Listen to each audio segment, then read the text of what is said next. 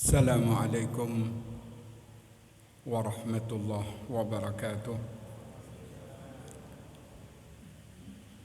Alhamdulillah alladzi bi ni'matihi tatimmu shalihat. Segala puji milik Allah yang dengan nikmatnya amalan-amalan seorang hamba menjadi sempurna. Kita bisa datang ke rumahnya Allah murni sejatinya, la haula wala quwwata illa billah. Karena setiap langkah yang kita ayunkan ini akan meningkatkan derajat, menghapus beragam dosa yang kita lakukan. Asyhadu an la ilaha illallah wa asyhadu anna Muhammadan abduhu wa rasuluh. Aku bersaksi bahwasanya tidak ada ilah yang patut diibadai dengan benar kecuali Allah, dan bahwasanya Muhammad adalah hamba dan utusannya. Kalimat syahadat ini merupakan dasar Islam yang apabila syahadatnya sahih, tidak bercacat, maka dia akan mati dalam keadaan husnul khatimah. Sebagaimana janji Rasulullah sallallahu alaihi wasallam, "Man kana akhiru kalamihi la ilaha illallah dakhalal jannah." Barang siapa yang akhir kalimatnya mengucapkan kalimat la ilaha illallah, dipastikan untuk masuk ke dalam surga. Qala Allah Ta'ala fi kitabihil karim. Allah berfirman di dalam kitabnya yang mulia, wa anna hadza sirati mustaqiman fattabi'uhu wa la tattabi'us subula fatafarraqa bikum an sabilihi dzalikum wassaqum bihi la'allakum tattaqun. Ini jalanku yang lurus, ikuti jalanku ini, dan jangan engkau ikuti jalan-jalan yang lain. Fatafarraqa bikum an sabilih, nanti akan memisahkan kamu dari jalan yang lurus ini. Begitu aku wasiatkan kepadamu agar kamu bertakwa kepada Allah. Jalan yang lurus adalah Islam. Selain Islam, Allah akan membengkokkan jalan itu menuju neraka. Amma ba'd, ayyuhal hadirun, yang saya hormati Ketua Takmir Bapak Haji Hamim, yang saya hormati Ustadz Darwis, bapak-bapak, para hadirin, adik-adik yang saya cintai. Alhamdulillah, pada pagi hari ini kita berkumpul, bermuwajahah, bertatap muka dalam rangka menimbah ilmu agama. Karena menimbah ilmu agama ini merupakan satu kewajiban. Talabul ilm faridatun ala kulli muslimin. Menimbah ilmu agama itu hukumnya fardu bagi setiap muslim laki-laki maupun wanita. Dan tidak ada jalan yang paling pintas untuk menuju surga kecuali dengan ilmu dan amal.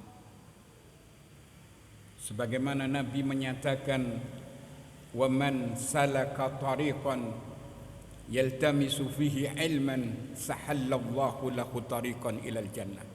Dan barang siapa yang menempuh jalan untuk menimbah ilmu agama, maka Allah akan memudahkan jalan orang itu menuju surga.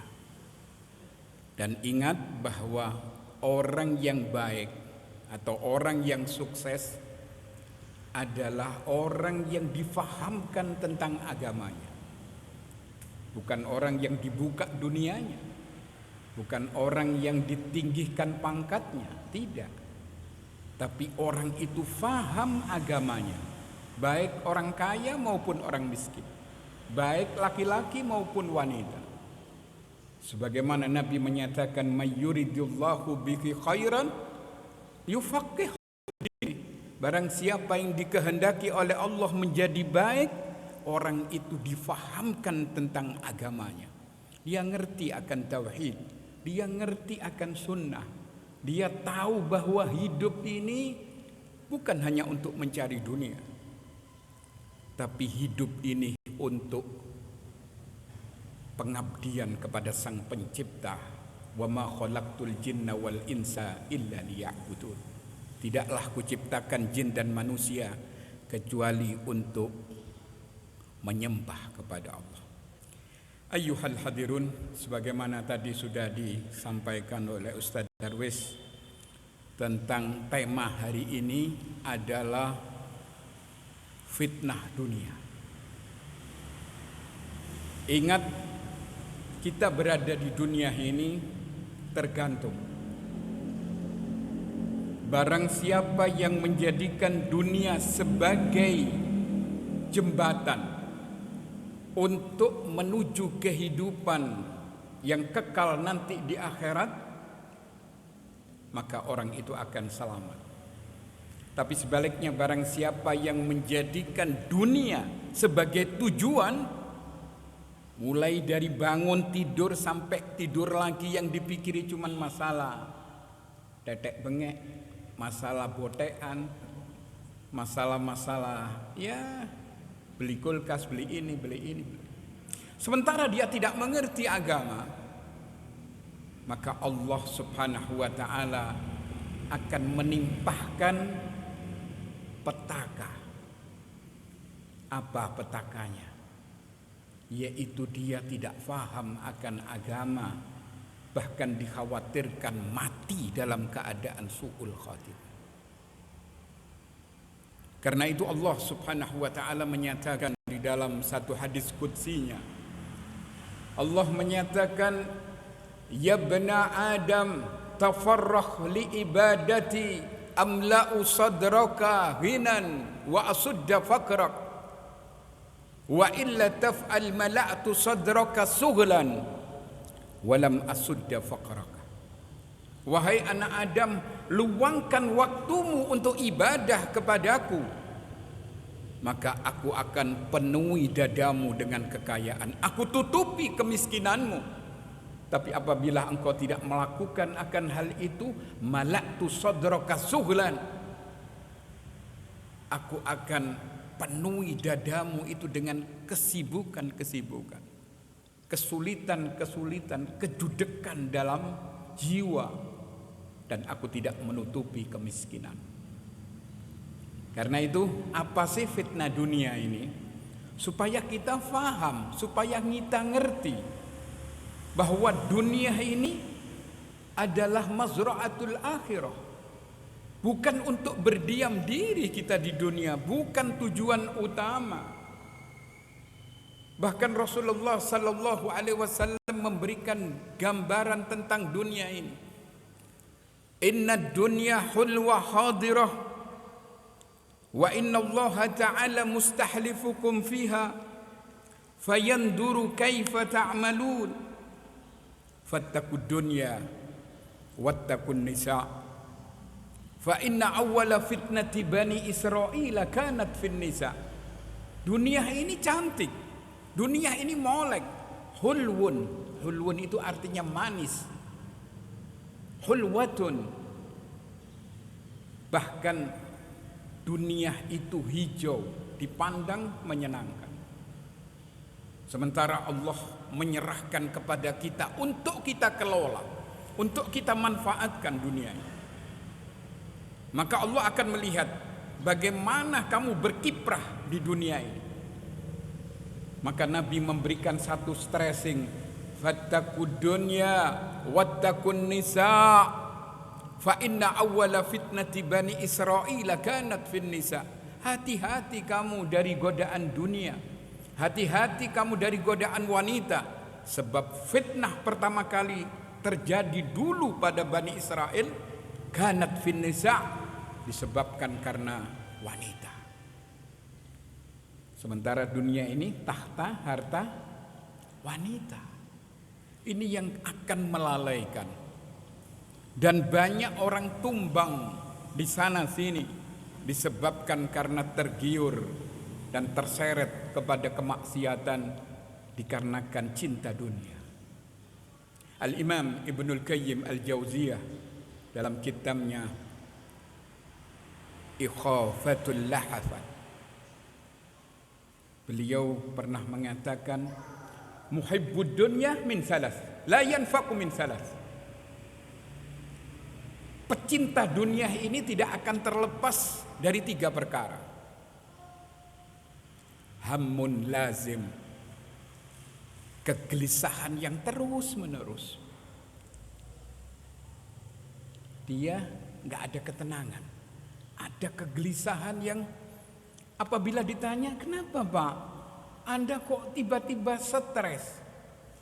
Nggak ngerti, uangnya kan banyak, hartanya kan di mana-mana, bahkan asetnya jangan tanya. Tapi hammun lazim. Yang kedua, wata'abun daim, kecapekan yang tidak ada penyelesaiannya. Wa khasratun la tanqadi. Kemudian yang ketiga, penyesalan yang tidak ada putus-putusnya. Penyesalan tinggal penyesalan. Naam, apa yang harus kita hati-hati di dunia ini? Padahal kita berada di dunia ini, Pak. Ini potretnya ada di surah Hadid ayat 20. Allah menyatakan dalam ayat itu, i'lamu annamal hayatud dunya la'ibun wa lahwun wa zinatun wa tafakhurun bainakum wa takathurun fil amwal wal aulad kamathali khaysin a'jabal kuffara nabatuh thumma yahiju fatarahu musfarrah thumma yakunu khitama wa fil akhirati adzabun syadid wa maghfiratun minallah wa ridwan.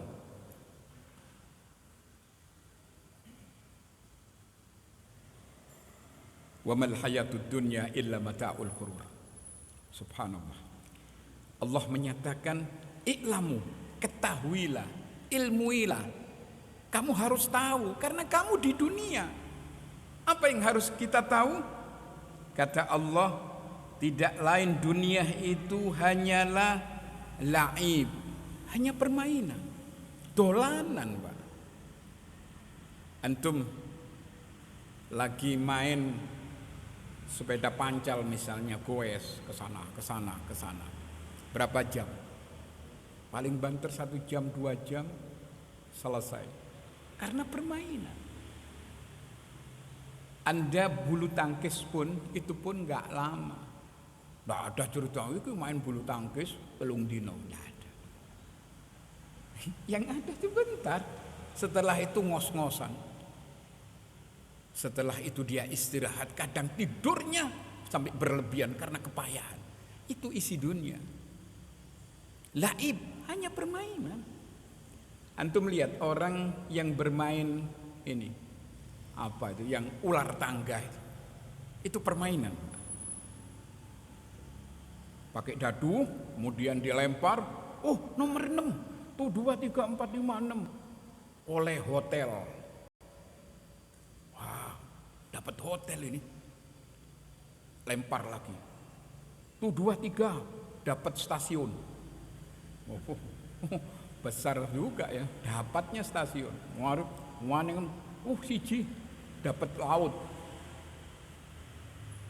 Setelah itu selesai, tutup. Mana hotelnya? Mana stasiunnya? Mana lautnya? Hanya tinggal cerita. Itu permainan. Karena itu Allah menyebutkan laib, hanya dolanan. Antum coba ya, Anda rasakan ya, ketika kita ada di dunia ini. Waktu pagi apa sih? Istri kadang-kadang nyapu-nyapu sebentar. Setelah itu masak. Setelah itu menyediakan untuk sang suami, kalau istri itu solihah.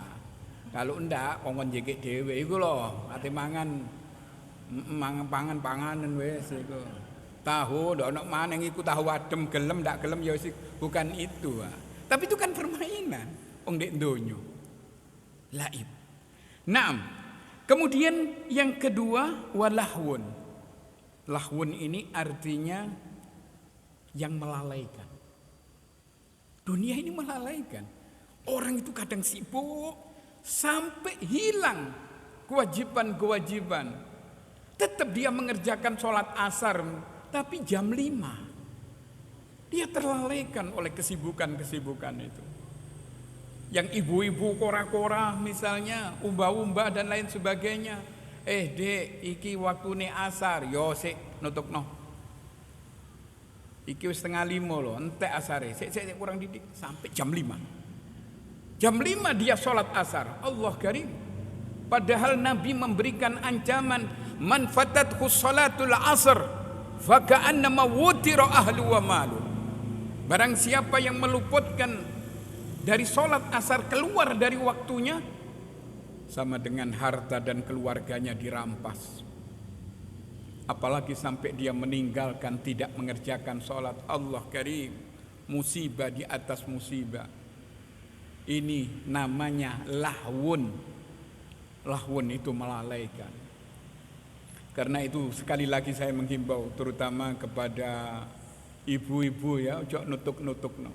Terutama masalah sholat. Kenapa? Karena ibu-ibu masuk surga ini mudah sekali, tidak seperti bapak-bapak loh. Kalau ibu-ibu apa syaratnya? 3 cuman. Apa? Pertama? Yang pertama adalah taat kepada Allah. Yang kedua adalah taat kepada suami.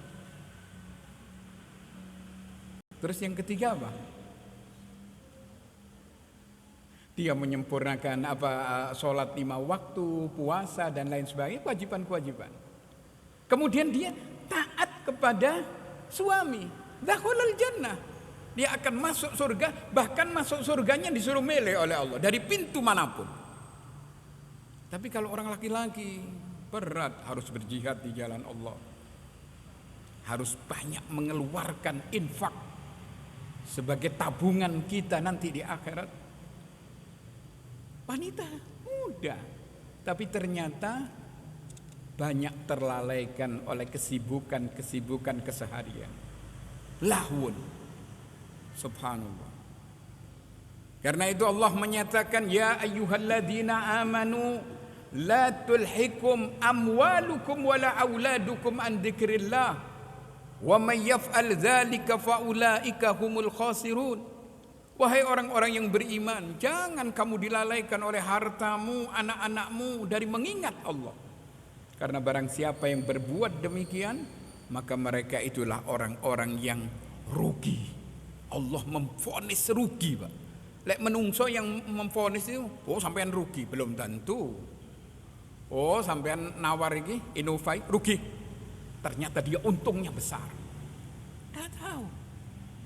Tapi kalau Allah yang mengatakan rugi temenan, la yukhliful mi'ad, Allah itu tidak pernah memungkiri janjinya. Allah yang mengatakan rugi, kamu terlalai dengan dunia ini.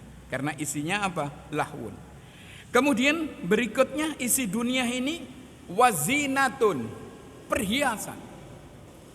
Subhanallah. Siapa yang tidak tertarik kepada dunia ini? Sementara identik dengan perhiasan siapa? Wanita. Kalau mungkin ya, bapak-bapak, ibu-ibu mungkin melihat bapak-bapak itu tidak terlalu terkesan. Lah iya, walaupun bapak-bapak itu ganteng-ganteng misalnya, paling banter, oh iya, itu sih kumisnya tipis, jonggotnya tebal misalnya, masya Allah, selesai. Tapi kalau mohon maaf, kalau yang melihat itu laki-laki kepada perempuan itu sampai terkontaminasi, walaupun hanya sebentar, itu iling-ilingin terus, subhanallah. Padahal melihat kok loh ini pengalaman. Allah menyatakan dalam Al-Quran, zuyyina lin-nasi hubbus syahawat minan nisa' wal banin wal qanatiril muqantarati minadh dhahabi wal fiddah wal khailil musawwamati wal an'am wal hars dzalika mata'ul hayatid dunya wallahu indahu husnul ma'ab. Manusia itu dihiasi senang kepada apa? Pertama, menduduki ranking pertama, hubbus syahawat minan nisa, kesukaan kepada wanita. Ini sudah punya, istri kok masih satu ya. Dan itu normal ya. Tapi sanggup ndak berlaku adil, Pak. Bukan saya mendiskreditkan ibu-ibu, ndak ya. Tidak. Tapi ini laki-laki. Tapi kalau ibu-ibu senengannya apa? Mungkin kalau bapak-bapak ngono-ngono tok. Tapi dia senengannya tas, emas. Kemudian apa lagi? Celana dalam sampai sak lemari misalnya. Ada yang seperti wallahu alam, kalau jangan overacting ya, enggak seperti itu. Sepatu sampai akeh kan begitu. Kalau celana dalam ya enggak, Pak. Cuman yang jelas ibu-ibu paling seneng perhiasan-perhiasan dunia ini. Apalagi kalau ada meja agak panjang ya, ibu langsung naruh tas. Pira iku jeng, oh murah, mek 70 juta, oh langsung geblak. Yang satu seperti itu, murah iki. Iki ditukokno anakku. Yang ada cuman kajoan. Allah karim. Itu apa? Kesenangan wanita kepada benda-benda pernak-pernik dunia.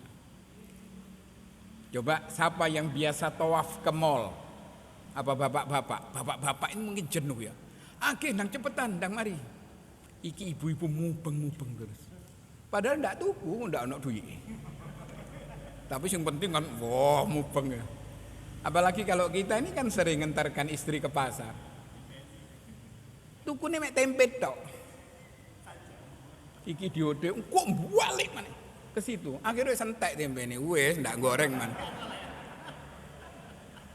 Kesuwen. Kalau orang laki-laki ndak, Pak. Beli apa sing nek ngarepe ya wis iku wis tuku wis mbok enak mbok ndak enak. Kalau perempuan terus mohon maaf ini wanita ini suka nawar berlebihan. Ini tolong kalau nang pasar. Ini mohon maaf Bu ya. Lek nang pasar misalnya ada mau beli daun, jangan sampai ditawar sak kaya-kayae. Saaken ya. Pinten niki? 5.000, wow, ndak oleh 700. Ya opo? Saaken geblang-geblang kok iki ning dodol godhong iki. Engko ndak dikekno ya apa? Dikekno rugi, ndak dikone ndak laku. Terus caranya bagaimana? Iki 5.000, tak tambahi 6.000. Ini kira-kira ya apa ya?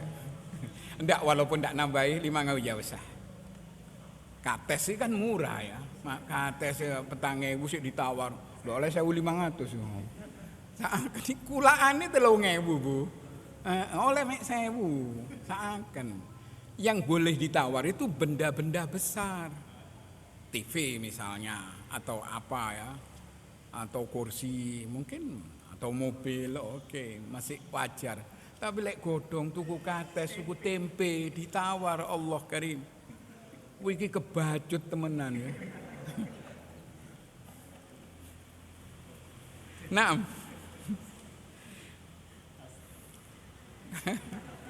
Hadirin yang dirahmati oleh Allah. Kemudian runtutan berikutnya ya. Jadi manusia ini senang kepada kesukaan pertama wanita. Dan wanita ini banyak memasukkan laki-laki ke neraka. Ma taraktu ba'di fitnatan hiya adhar ala rijal minan nisa. Tidaklah aku tinggalkan satu fitnah yang terberat bagi kaum laki-laki, apa? Fitnahnya perempuan. Mungkin kalau Anda dititipi uang masih amanat, oh alhamdulillah. Tapi misalnya saya dulu pernah mau dititipi perempuan, Pak. Aduh ya apa ini? Orang pondokan. Model Ustaz saya ini Ustaz anak saya ini mau dikawinkan ternyata ndak patut, ndak mau. Ya apa lek tak titipno sampean. Maksudnya terserah dipondokkan kemana. Tapi saya naik ngono langsung ngeluh wis, ndak wis. Boleh gawe engko ya. Sampai seperti itu berat memang. Mungkin kalau uang mungkin kita masih mampu. Tapi kalau itu kelihatan terus-menerus, mampu ndak? Ya, mungkin mampu. Abdah bin Abdurrahim, seorang ulama mujahid, bayangkan. Dia ini ketika melawan Romawi, semua orang terkagum-kagum karena keberaniannya, kehebatannya, imannya memang luar biasa. Rupanya wallahu a'lam qaddarallah, dia terfitnah wanita. Ketika Abdah bin Abdurrahim itu melihat ke atas, dia melihat wanita cantik luar biasa. Dia langsung tertegun. Dia melihat kecantikan wanita ini, langsung dia datang. Dia mengatakan, aku senang kepadamu. Kata wanita ini, oke, tidak apa-apa. Cuman kan tidak mungkin katanya. Anda seorang muslim, saya ini Nasrani. Terus bagaimana saya bisa mengawini Anda? Sudah cukup dengan pindah agama. Pindah agama. Allah karim. Sebelum dia menikmati wanita ini, dia jatuh dari atas loteng, mati dalam keadaan murtad. Allah karim. Ini fitnahnya wanita.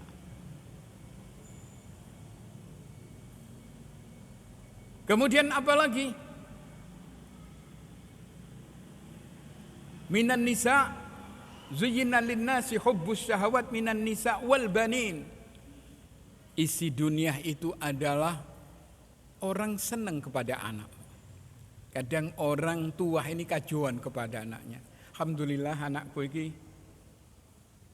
umur 7 tahun sudah hafal juz amma. Saya loh yang sudah tua masih belum hafal. Ini anak saya ini. Kalau yang sudah tua ini cucu saya. Wajar. Hubbu syahwat minan nisa wal bani. Dan kita sendiri terasa ya. Setelah anak-anak ini sudah keluarga semua, kita akan menoleh ke siapa? Cucu-cucu padahal jauh-jauh. Satu di Madura, satu di Malang. Seperti itu, satu di Probolinggo. Harus kita berangkat ke sana. Kalau dia tidak berangkat lama, kita kangen. Dan itu ujian. Orang itu kadang-kadang kalau membelah anaknya, membelah cucunya sudah. Walaupun cucu ini, mohon maaf, kadang-kadang narkoba sih ditutupi. Iya. Mohon maaf katanya kena musibah. Oh enggak, itu terjebak itu. Bukan anak saya itu. Seperti itu. Hadirin yang dirahmati oleh Allah. Kemudian apa lagi? Selanjutnya tafakhur bainakum wa takatsur fil amwal. Iya, nah. Berbangga-bangga. Jelas ya Bu ya? Masya Allah. Tadi tidak jelas berarti. Tidak jelas. Oh saya ngotot-ngotot tidak jelas. Ya boleh. Naam, hadirin yang dirahmati oleh Allah. Kemudian isi dunia ini adalah berbangga-bangga tentang harta, tentang anak. Orang itu kadang-kadang yang diomong, ya apa sampai alhamdulillah, iku tanah sing di pojok, sik tas tak tutup ambek aku. Masya Allah. Terus iku sing di sebelah kono, wis tak incer ambek aku, maringe tak tutup maneh. Terus saiki apa nyambut gane sampean? Ya ndak ono, wis nganggur awake. Cuma ya masih nganggur, aku yang duwe aset 2 miliar. Masih nganggur akeh duit. Dia berbangga-bangga. Lek sampean ya apa? Wah, aku ya apa iki dodol tahu tok iki. Tapi yo kirim nang Bali, kirim nang iki. Wae bisa. Padha kajoane asline. Takasur fil amwal. Tapi itulah manusia ya. Kadang-kadang orang itu berlebih-lebihan kepada dunia. Ada seseorang, mohon maaf ya, karena dia seneng goes. Itu punya sepeda piro? 30. Untuk apa? Cukup 3-4 tahun untuk sebagai gantian. Sampai 30. Padahal tidak jualan dia. Ini masuk kategori takasur fil amwal wal aulad. Misalnya mohon maaf, ibu-ibu punya tas sampai jumlahnya 42 misalnya. Ya over sih, walaupun Anda punya uang, tidak bener ini. Cukup tas itu 3 atau 4 itu paling banyak. Nah, supaya gantian-gantian, hal yang wajar. Kadang-kadang kan mohon maaf, namanya ibu-ibu ini kalau sudah seneng kepada dunia, Allah karim, tidak usah jauh-jauh, kita lihat di pasar ini. Jualannya apa? Tahu, kadang sayuran. Tapi ini emas sih sak pelengi becak. Tapi tidak tahu emas temenan apa enggak ya. Sampai tidak bisa nekuk. Mereka terhiaskan oleh hal-hal yang seperti itu. Takasur fil amwal wal aulad. Kemudian padahal dunia ini, kata Allah, kamatsali khaisin a'jabal kuffara nabatu. Seperti petani, seperti hujan, seperti langit yang menurunkan hujan di tanah yang subur. A'jabal kuffara nabatu, yang mengagumkan para petani. Dan itu kami pernah merasakan ya, subhanallah. Kita pernah bangga ya, waktu masih belajar bekerja. Saya dengan Ustadz Hofar pada waktu itu masih kenal Pak Siko. Ya apa iki nyambut gaya apa iki. Akhirnya coba kita datang ke Pak Siko. Pak Siko ini ahli tani. Nah, kita mendekat, cuma kepingin tahu ilmunya, ternyata beliau Masya Allah. Bukan hanya tapi kita dibantu. Lanjaran truk ini. Kemudian hasilnya itu luar biasa. A'jabal kuffara nabatu. Setelah dilihat lombok merah ini, saya ngomong, iki rupane lunga kaji ki Pak Ofar. Iya. Insyaallah ya. Ternyata Brebes ini banjir luar biasa. Sehingga lombok merah ini tidak laku, hanya Rp500 per kilo. Hancur. Akhirnya dipetik kalah, tidak dipetik pun kita akan rugi dengan sewa, dengan ini, dengan ini. Subhanallah, itulah dunia. Dan kita tidak tahu di balik itu ada apa. Kata Pak Siko, jangan putus asa Ustadz, coba sekali lagi. Tak warai ki peluru ni wis entek, kari bedile tok ono. Peluru ni wis entek. Apa yang kita gunakan? Tidak bisa. Selesai, dan saya waktu itu putus asa tuh. Berat iki. Hilang uang sekitar 2 juta, 3 juta waktu itu, zaman itu. Tapi itulah isi dunia. Innama amwalukum wa auladukum fitnah. Hartamu, anak-anakmu itu adalah fitnah, ujian dari Allah Subhanahu wa taala. Kemudian dunia ini summa yahiju fatarahu musfarah. Kemudian tanaman itu akan mengering. Fatarahu musfarah, kamu lihat tiba-tiba menguning, summa yakunu khutama. Setelah itu hancur. Ayo coba kita lihat, sudah cukup ya contoh-contoh orang-orang yang bersama kita. Waktu itu saya pernah di sini, ini orang kaya Pak, di sebelah mana Gore. Jangan tanya soal kekayaannya. Dia walaupun tua ini pakai sepeda motor seperti anak muda. Apa itu? Seperti apa? Pokok saya tanya, piro iki Pak? Padahal saya masih muda waktu itu, berapa tahun yang lalu. Ini orangnya sudah tua tapi pakai sepeda motor. Murah ini Ustaz, cuma 55. Saya ketelingo ya tuku omawo nambahi 300. Kan begitu. Ini enggak, subhanallah. Iya, ternyata semua ditinggalkan. Matinya pun mendadak, tak tahu. Tiba-tiba mati. Nah, kemudian Allah Subhanahu wa taala melanjutkan, wa fil akhirati adzabun syadid wa maghfiratun minallahi wa ridwan. Nanti di akhirat di situ ada 3. Yang pertama adzabun syadid. Di situ ada azab yang sangat pedih untuk orang-orang yang tidak mau tahu kepada agama ini, kepada orang yang durhaka, orang yang banyak melakukan kemaksiatan. Disiapkan azab yang sangat pedih, terutama mereka yang kufur, mereka yang melakukan kesyirikan sebelum bertobat, mereka yang melakukan kebid'ahan yang Nabi mengatakan kullu bid'atin dhalalah wa kullu dhalalatin finnar. Subhanallah. Mereka melakukan banyak kekeliruan-kekeliruan dalam hidup ini. Cuman tidak usah khawatir, nanti di akhirat juga ada maghfirah, ampunan dari Allah. Artinya apa? Kita manusia ini kan kullu bani Adam khata wa khairu khata'ina at-tawwabin. Untuk orang-orang yang selalu bertobat, Allah ampuni. Kamu berdosa, tapi kamu mendekat kepada Allah, Allah ampuni. Allah itu lebih sayang kepada hambanya ketimbang seorang ibu kepada anaknya. Nabi memberikan satu ilustrasi pada waktu itu dalam satu peperangannya. Ada seorang ibu yang kehilangan anaknya dalam keadaan ruwet seperti itu. Bayangkan betapa susahnya ibu ini, dia mencari anaknya kemana. Kecil anaknya masih ditetai. Padahal zaman itu kegelapan ada di mana-mana, tidak seperti terang seperti zaman sekarang ya. Dia kalau ada anak kecil langsung disusoni, mungkin ini anaknya, bukan. Kemudian Nabi mengatakan kepada para sahabat, apakah seorang ibu ini tega melemparkan anaknya ke dalam api?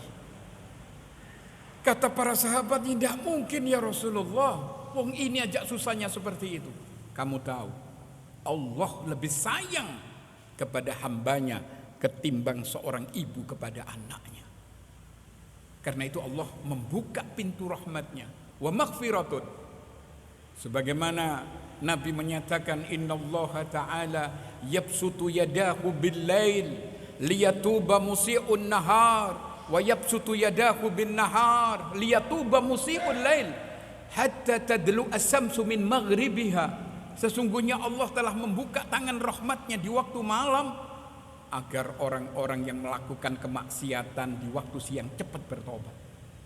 Dan Allah membuka tangan rahmatnya di kala siang agar orang-orang yang mungkin terseret kemaksiatan di waktu malam cepat bertobat. Keadaan itu terus berjalan sampai matahari terbit dari arah sebelah barat. Kemudian yang ketiga, di sini Allah menyebutkan wa maghfiratun minallah wa ridwan, ada keridhaan dari Allah. Ingat ya, bahwa perjalanan kita ke akhirat itu hanya ada dua tempat, Pak. Fariqun fil jannah wa fariqun fis sa'ir. Sebagian akan menjadi penghuni surga, tapi sebagian besar akan menjadi penghuni api neraka. Maka Allah mengingatkan, wa mal hayatud dunya illa mata'ul ghurur, dan tiadalah kehidupan dunia ini kecuali hanya sekedar permainan belaka. Hadirin yang dirahmati oleh Allah, karena ada season yang kedua, maka kami cukupi sekian saja. Mungkin nanti ada yang perlu ditanyakan oleh Bapak Ibu. Ya, monggo.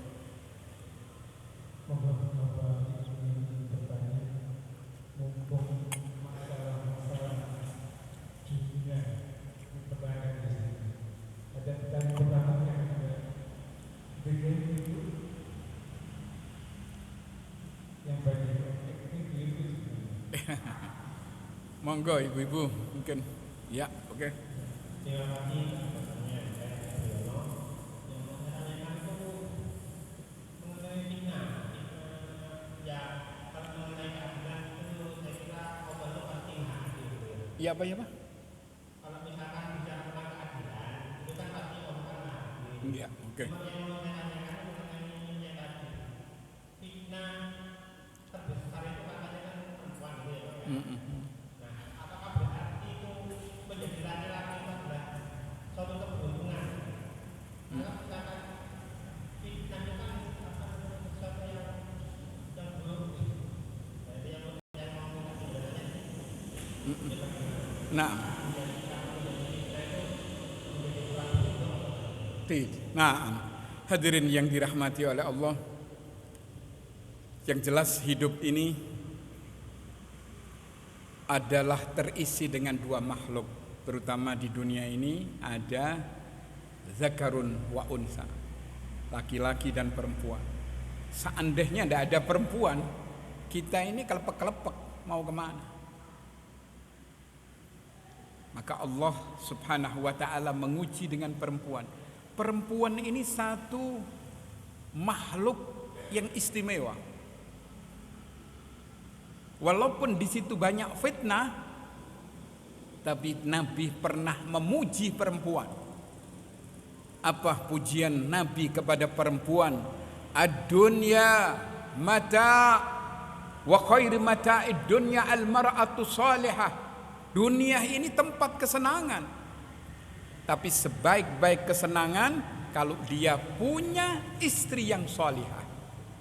Tenang sampean. Seandainya sampean, mohon maaf ya, tidak punya istri kan sulit juga, ya nggak enak. Siapa sih nggak enak kopi? Nggak bisa. Siapa yang nemani kita? Susah kita. Kemudian di situ memang ya fitnahnya wanita itu besar sekali, yang menyebabkan orang bisa masuk neraka, tapi bisa juga membawa seorang ke surga. Seperti yang disebutkan dalam hadis yang lain, Nabi menyatakan bahwa khairun nisa alladhi idza nadarta ilaiha sarratka wa idza amartaha ata'atka wa idza khifta anha hafidhatka fi malik wa nafsiha. Sebaik-baik wanita ini atau wanita yang terbaik punya 4 karakter. Jadi ibu-ibu bisa berkaca sendiri ya. Wanita yang terbaik itu yang bagaimana? Apa yang paling langsing? Apa yang paling cantik? Bukan. Paling cantik kalau akhlaknya kayak setan, mumet nanti. Bikin apa? Tidak ada arti. Tapi wanita yang terbaik itu apabila dipandang menyenangkan. Apabila diperintah taat. Apabila si suami tidak ada di rumah, dia tenang karena dia sanggup menjaga kehormatan dirinya dan sanggup menjaga harta dari suami. Betul bahwa wanita adalah ujian dan ini merupakan keadilan Allah. Seandainya tidak ada wanita, Allah tidak adil. Seperti waktu Nabi Adam sendirian. Coba bayangkan Nabi Adam sendirian di surga, tidak main-main ini. Bukan Nabi Adam di ndergowo ono loh Pak. Mungkin mumet ya di ndergowo, aduh ndak wis. Ini di surga yang semua serba ada, cuman satu ndak ada. Apa? Pendamping ndak ada. Nabi Adam gelisah. Allah tahu ketika Nabi Adam tidur diambil dari rusuk sebelah kiri, kemudian muncul seorang wanita yang bernama Hawa. Apa kata Nabi Adam? Anti Hawa. Engkau adalah orang yang aku cintai. Betul, terfitnah, tapi di situ tergantung dari bagaimana kita bersikap dengan wanita. Begitu saya kira. Ada lagi mungkin? Oke. Monggo.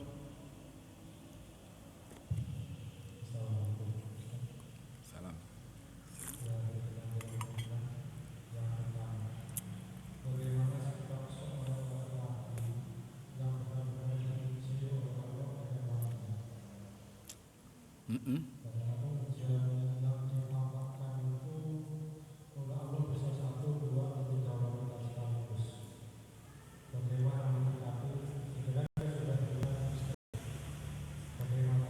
Maksudnya apa ini? Boleh nikah 1, 2, 3 gitu?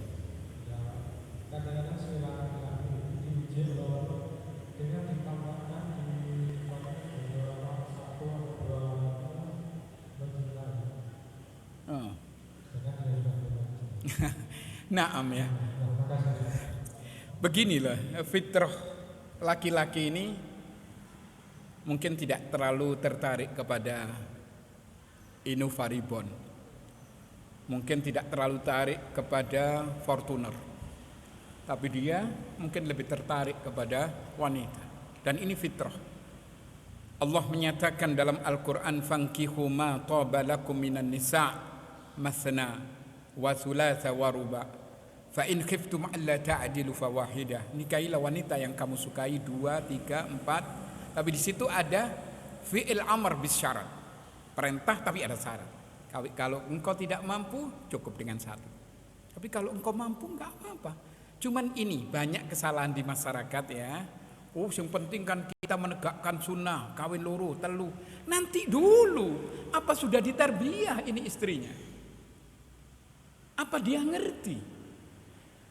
Kadang-kadang belum ngerti, moro-moro kawin.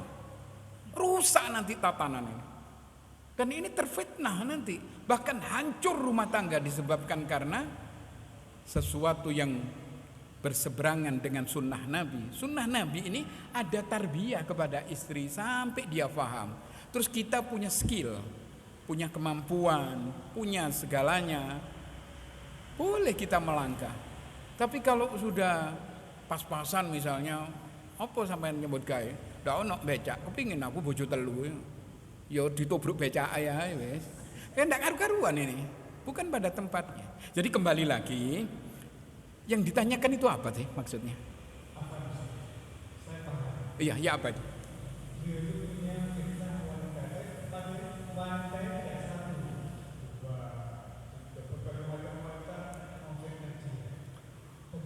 Iya, memfitnah sampean gitu. Enggak kan? Memfitnah sampean. Siapa wanita yang memfitnah sampean? Sampean bukan Jokowi. Sampean ya artinya biasa seperti saya. Apa? Enggak. Maksudnya ya apa itu? Apa yang saya jawab ini? Hah? Oh iya, betul. Naam. Jadi kita ini harus bisa menepis masalah ini ya. Jadi fitnah wanita jelas sih. Apalagi kita, enggak usah jauh-jauh. Saya yang sering lencer kemana-mana. Saya ini sering lencer ke Probolinggo, ke anu. Kalau waktu dakwah, waktu ini sering. Dan kita sering melihat. Kadang-kadang ada wanita yang garai dulu, coba bayang no. Tak wara mbak, aku wis tuwek, tak bilang gitu sampean. Pernah ini. Oh, buatan nopo-nopo, ngeblak ini. Kepingin tahu saya. Berat Pak. Tapi kan kita bisa menepis. Kita ada sedikit ilmu. Oh, ini bahaya. Oh, ini ndak usah dituruti. Tapi kalau kita merasa GR ini bahaya sekali ya. Iku arek wedok iku guyu mbek aku rupane seneng padahal ndak. Cuma guyu tok ae. Cuman ini GR orang ada seperti ini. Iki tertarik. Akhirnya terfitnah. Lalu bagaimana caranya? Yaitu tadi. Jadi kita Haddul basar nomor 1 itu. Menundukkan pandangan. Karena itu perintah dari Nabi. Haddul basar. Kemudian yang kedua, kita banyak berdoa supaya tidak terfitnah kepada wanita. Ya memang berat Pak. Fitnah wanita paling berat. Nggak usah jauh-jauh ya. Orang jualan kopi di pinggir jalan. Kemudian yang nunggu laki-laki. Payu apa enggak? Payu, bukan enggak payu, tapi yang datang 1, 2 orang, itu pun langganan. Coba perempuan yang ngeladeni di situ. Saya ini pernah lihat di sini, di Pasar Klojen. Itu enggak mufakat. Waktu itu perempuan ini jual kopi, ada pisang goreng di sebelahnya. Itu yang hadir, anaknya memang lincah, cantik, dan enak kalau ngomong. Itu subhanallah. Yang parkir itu mobil-mobil mewah. Karena juga saya pernah parkir di situ. Karena apa? Karena kepingin ono opo iki. Kok sampai kayak gini? Ada apa ini? Kok seperti Anda rapat ini? Ternyata di situ ada perempuan. Yang memang enak lah ngomong enak. Sampai tekon di masa tuh. Suwe sampai ndak rene kelepek-kelepek we. Seperti itu. Ya fitnahnya memang. Jadi kita harus antisipasi ya. Antisipasi kalau memang kan haddul basar, tundukkan pandangan. Begitu saya kira. Mungkin ada lagi? Dari ibu-ibu mungkin? Monggo Bu. Assalamualaikum warahmatullahi wabarakatuh. Salam. Oke, pertanyaan saya di luar tema. Oke. Aku sering bepergian, aku sampai 4 kali dengan haji ke Pulau Ustaz. Untuk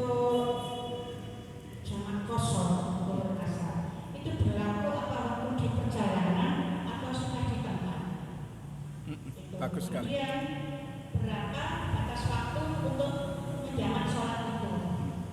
Nah, bagus. Kemudian ada satu di luar tema juga, mohon penjelasan penempatan bacaan basmalah. Jadi untuk Bismillah untuk pekerjaan apa saja, kemudian Bismillahirrahmanirrahim untuk pekerjaan apa saja. Terima kasih.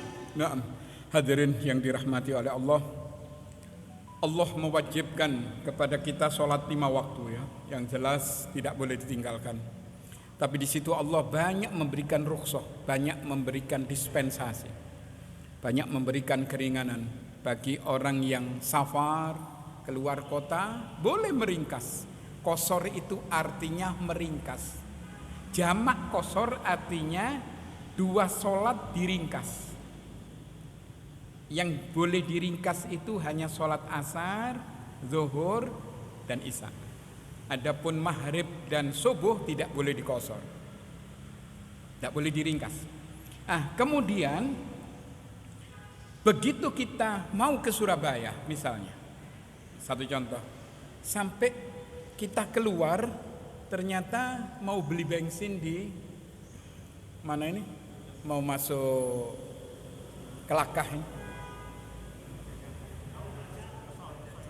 Mana? Gedung Jajang. Iya, Gedung Jajang. Di situ ada pom bensin. Itu Anda boleh ngosor sudah, karena sudah niatnya keluar rumah. Tapi waktu di rumah tidak boleh, harus jamak. Qashar tidak boleh. Begitu Anda keluar, jangankan sampai Kelakah saja boleh sudah qashar. Padahal tujuannya ke Surabaya. Tapi kalau kita tujuannya hanya ke Kelakah, ya tidak boleh qashar. Nah, tapi tujuannya ke Surabaya. Tapi begitu kita beli bensin, sekaliankah tak sholat qashar, boleh. Nabi ini dari Bidil Khulaifa ke satu tempat yang jaraknya tidak terlalu jauh, tapi itu sudah luar kota, itu boleh diqashar dan boleh dijamak. Itu menunjukkan keringanan yang luar biasa. Saya pribadi kadang mengqashar, kadang menjamak, kadang kamil, kadang sempurna. Tidak selalu qashar kalau ke Probolinggo. Karena apa? Cepat ya. Apalagi sekarang sudah mulai tidak ada hambatan, itu saya kadang tidak mengqashar. Tapi seandainya diqashar boleh. Bahkan Nabi menyatakan faqbalu shadaqatahum, qashar itu sedekah dari aku, kata Allah, terimalah sedekah ini. Tapi kami banyak mengqashar, apalagi ke Surabaya. Seperti itu. Jadi yang keluar kota, jaraknya itu pokoknya keluar kota. Kita ke mana itu ya? Daerah mana ini? Ini tidak boleh diqashar walaupun jauh. Senduro ya tambah ndak oleh ibu. Enggak, mana itu? Wah. Tempur Sari. Tempur Sari masuk Lumajang. Enggak boleh diqashar. Walaupun jalannya seperti itu.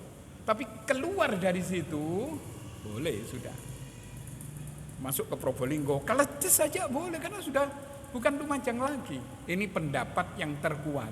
Sebetulnya ikhtilaf dari para ulama ini banyak sekali, terserah. Tapi yang jelas, yang paling kuat, keluar dari kota boleh qashar dan boleh jamak. Kemudian yang kedua tadi,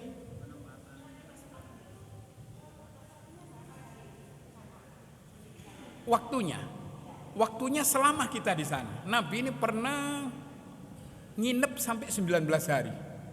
Beliau selalu mengqashar. Subhanallah. Waktunya itu memang tidak terbatas. Hanya memang sulit kalau sekarang ini ya. Satu contoh misalnya kita punya rumah di Probolinggo, kita punya rumah di Lumajang, sama-sama rumah kita. Kata para ulama, ini boleh mengqashar ketika datang. Tapi ketika dia bermalam dan seterusnya itu tidak boleh qashar. Kenapa? Karena rumahnya sendiri. Tapi kalau rumahnya temannya, rumahnya orang lain, boleh qashar. Begitu. Oh iya. Iya, nah, masalah ini ada beberapa keterangan yang paling kuat ya. Apabila kita berwudu itu jangan mengucapkan Bismillahirrahmanirrahim. Kullu amrin tibalin la yubda'u bismillah fahuwa abda. Dalam riwayat lain, apabila kamu berwudu, hendaklah kamu mengucapkan bismillah. Bukan bismillahirrahmanirrahim. Berwudu kemudian makan. Bismillah. Bukan bismillahirrahmanirrahim, alhamdulillahirrahmanirrahim. Akhirnya diwiritan. Enggak. Cukup dengan bismillah.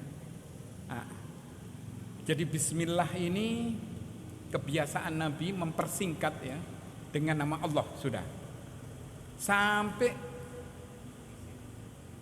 mau tidur, bismillah, bismillahilladzi apa itu, bismikallahumma ahya, bismikallahumma amut wa ahya, seperti itu. Jadi bismillah, bismillah, bismillah. Kapan bismillahirrahmanirrahim? Ada tempatnya sendiri, tapi yang paling banyak Nabi membaca basmalah tanpa irrahmanirrahim. Ini jangan kita merasa kurang lah aku. Ada orang lain mengatakan, oh bismillahirrahmanirrahim kurang, Al-Fatihah bisa naik. Akhirnya tidak karu-karuan. Harus ada contohnya dari Rasul. Seperti mau wudu, mau makan, kemudian mau tidur, bahkan kita keluar dari rumah. Apa itu? Bismillahi tawakkaltu 'ala Allah. Tetap bukan bismillahirrahmanirrahim. Begitu saya kira. Nah, mungkin satu lagi mungkin. Satu lagi. Oh, enggak.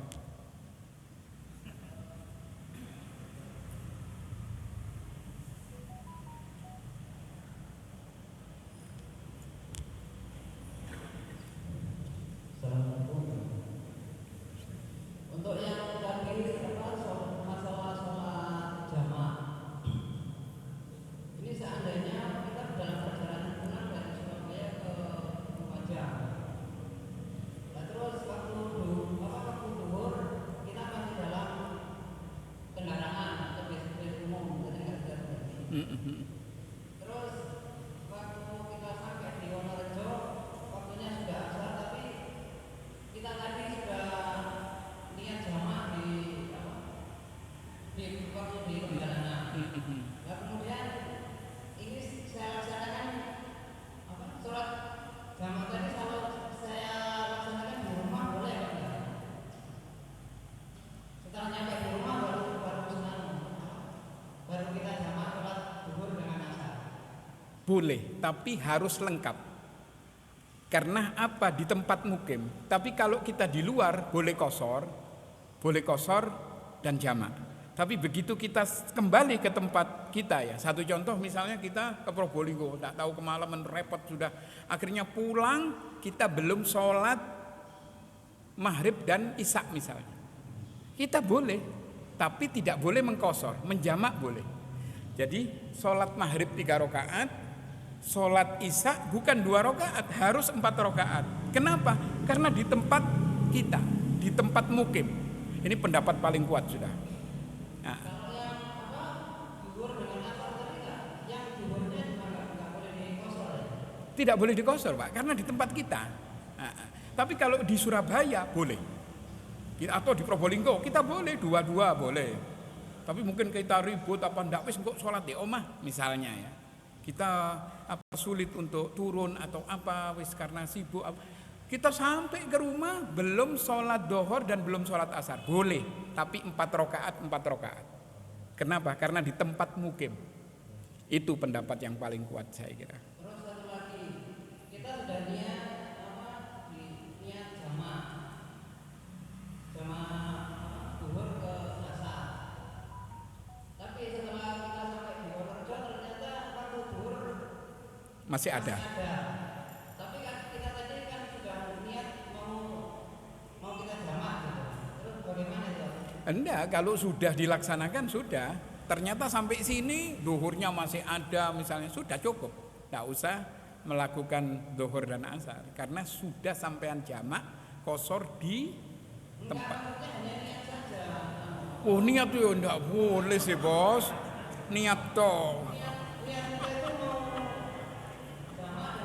Iya, tapi enggak ada buktinya kan, niatnya toh. Ya enggak boleh bos.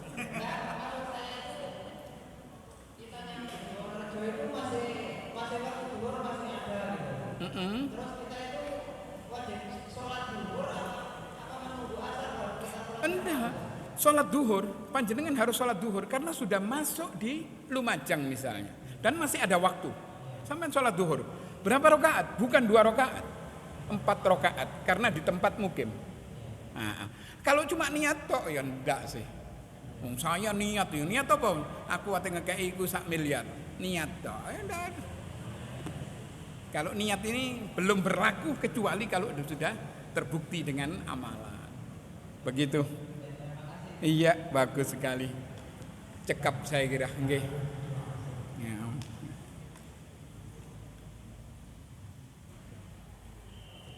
Khalas. Langsung ya. Mari kita tutup dengan kafaratul majelis. Subhanakallahumma wa bihamdika asyhadu an la ilaha illa anta astaghfiruka wa atubu ilaik. Assalamualaikum warahmatullahi wabarakatuh.